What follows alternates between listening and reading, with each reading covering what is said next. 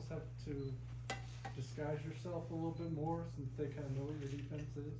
You're up against everybody in practice? Yeah, no, it's you know, when I was talking to you get into the game flow of things, and you know, we talked to our offensive guys too, and I think sometimes when you go against 4-down teams, you never really forget about your camp principles, but I think sometimes when you're, you know, 4 weeks in a row of going against 4-down teams, I think you kind of start getting into that groove a little bit. You know, it's like going through a whole spring ball of just seeing that stuff. You don't see it for a month. So, yeah, they definitely have similar philosophy, similar ideas. And so, yeah, we got to figure out different ways to fool them.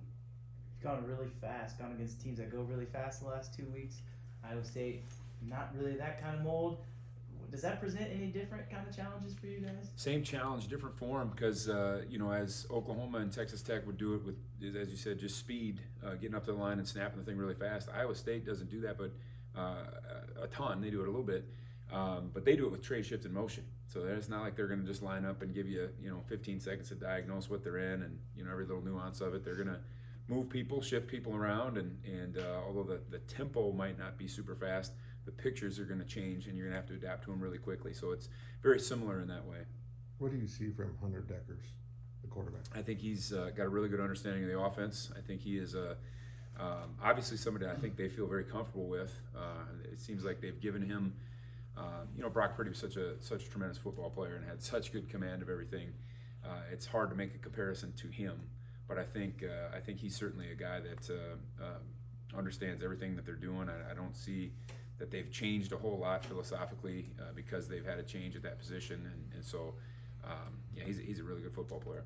What was it about last week that made you guys think this was a good time to let Khalid Duke go up and pass rush more? You know, in fairness to him, you know, he's been in spots that, and we've had, you know, injuries and lineup things that have been kind of in flux for a long time, and so in fairness to him, he wasn't doing what he's best suited to do. You know, he can do that stuff just fine, but you know, to get the most out of him, he needs to be closer to the ball. And so, you know, there's going to be times where he's going to do that, and there's going to be times where he's going to do what he does and has been doing out in space sometimes. But I think he plays his fastest the closer he gets to the ball, and so the more we can get him in there, the better off we're going to be. What are the challenges with Hutchinson? The fact that he catches everything and gets targeted all the time. He's got good speed. He's got really good body control. I think he creates separation even if you connect on him. I think he's got tremendous range in his catch radius. You know, and I think they do a very creative job of finding ways to target him. You know, it's not always down the field stuff. You know, I think. We obviously have to be on top of him in his downfield stuff, and then in the same respect, if he catches balls that are in the under coverage, we got to knock him down right away. I mean, we can't allow yak yardage to beat us either. How close is Nate like to being 100%? Been practicing quite a bit this week. I wouldn't say he's quite 100%. I don't know who is at this point in the season, but he is. He's getting close. Yeah, he'll play significantly. When you have Felix and Khalid lined up on the same side like you did multiple times on Saturday, I mean, how frustrating is that for opposing offensive coordinators? You know, the game's about matchups, right? You know, you talk about Xavier Hutchinson, you know, it's the same interior. You know, you got matchup with Khalid Duke on somebody. If you can get a Felix on one-on-one, if you can get Nate Matlack on one-on-one, if you can get some of these guys opportunities, they're going to win more than they lose. And so that's the game. You know, it's just finding creative ways to try to do that. The same way that their offensive coordinators trying to find ways to get Xavier Hutchinson the ball in space, or you know, Charlie Kohler a year ago, or whatever it was. You know, that's what we do. Have you tried to address some of the communication issues you might have had against Tech, given that you're going to a road environment? Yeah, I don't know if it was as many issues as it was just flat busts with technique. But yeah, we're constantly hammering that. You know, when you're playing a lot of young guys that just don't see the game and process it as quickly, I think the more that we can get guys working together, the better off we're going to be. And we've been trying to hammer that daily. Coach Klein's been your counterpart as the offensive coordinator here for about half a season. I guess if you can count last year, it's a full season. You know, or full half season. I guess it was 6 games. Bad at math. You know, what have you kind of seen him learn and grow as an offensive coordinator?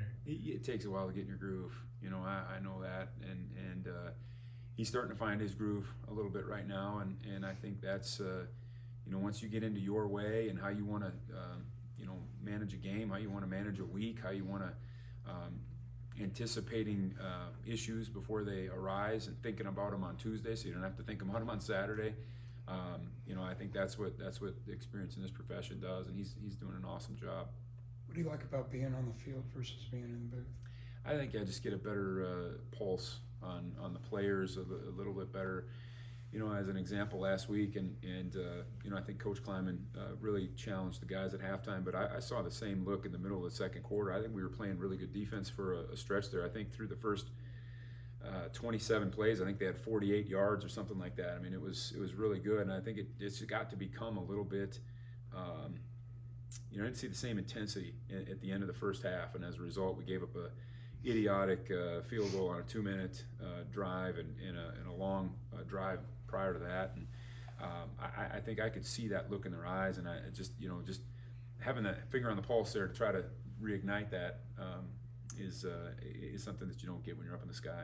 When you look at the film from Saturday with Iowa State, did it surprise you that they only scored 11 points considering how they played? Yeah, I thought they moved the ball well. I think they kind of had some self-destruction things happen. You know, didn't finish drives with kicks, and you know, I think they probably squandered some opportunities they'd like to have back. But yeah, Kansas did a great job.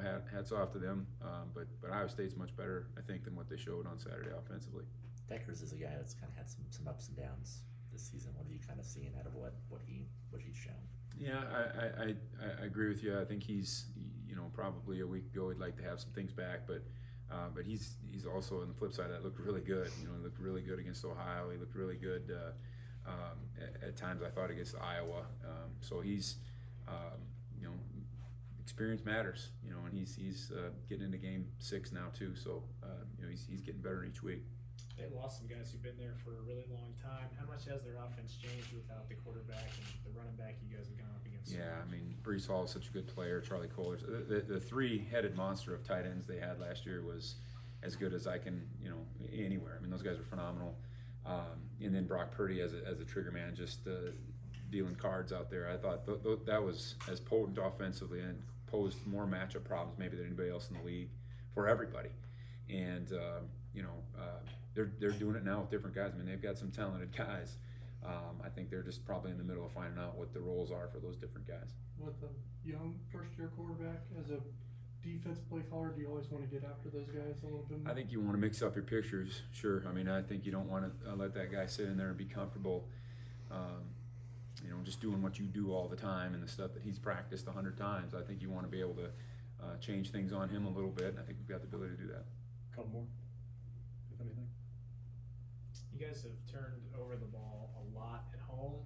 You only played the one road game. You didn't have any in that one. Is there any difference or keys to making that happen on the road versus home? You're talking about defensively? Mm-hmm. Yeah. No, I mean, I think, you know, I think we just keep playing hard and we keep playing physical and we let the chips fall where they may. I wish there was a magic turnover defense that I could call and get things going, but I think guys just busting their balls and I think, you know, staying relentless in our pursuit and good things tend to happen. All right, thanks. Thank you guys.